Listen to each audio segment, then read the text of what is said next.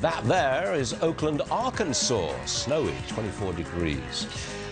Arkansas, by the way, just hit a record for new daily COVID cases. Nearly 7,500 reported yesterday. Asa Hutchinson is the governor, and the governor joins us now. Sir, you got a record spike there. Are you going to put in any new restrictions of any kind? Put in anything at all new now?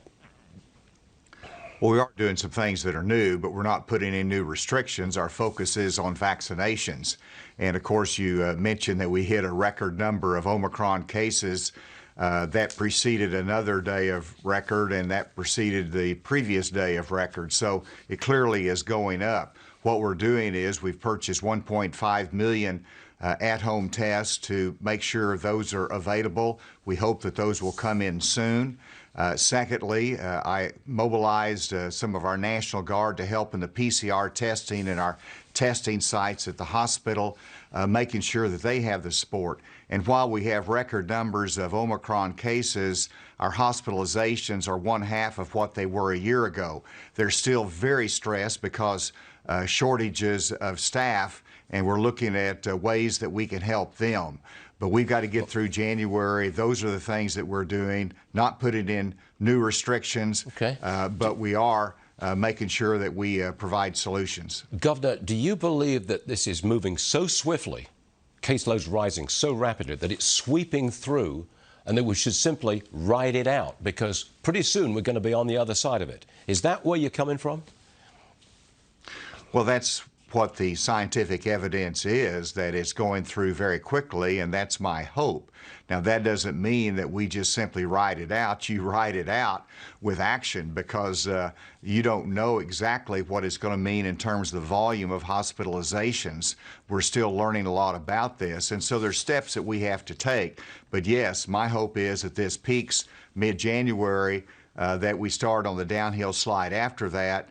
But Europe, is getting hit harder than we are right now. So if we get hit as hard as Europe is with the Omicron, then we got some tough days ahead still. The president says the solution to COVID is at the state level. Are you getting any help from the feds? Well, what this federal government does well, generally, is to utilize the Defense Production Act, get the supply chain going, and then they partner with the states to get it out. And for example, the 500 million at-home tests that the president announced he wants to purchase, he wants to be able to make those available on a website. My goodness, get them produced and then send them to the states for distribution. We already have a distribution network. We can get those out. And that's just one small tool, because they're not as accurate as the PCR testing. But we want to partner with the federal government. We're doing it, but don't take away state flexibility and state solutions. Capitalize and use those. Did you see the news this morning that Governor DeSantis in Florida has secured 300,000 test kits, and he will put them in the hands of those people who are vulnerable, elderly people? He's taking a jump on the president here. Well, of course, last week we announced 1.5 million were being purchased, so we hopefully will have the 300,000 or more in hand tomorrow. So that's just an example of leadership by the state. Okay. I don't think it's a competition with the federal government. It's a partnership with the federal government. So I'm delighted with what the governors are doing, but we also need to have that partnership with the administration to maximize our resources. Governor Hutchinson, thank you very much for joining us this morning, sir. We appreciate it. Thank you. Great to be with you. Thank you.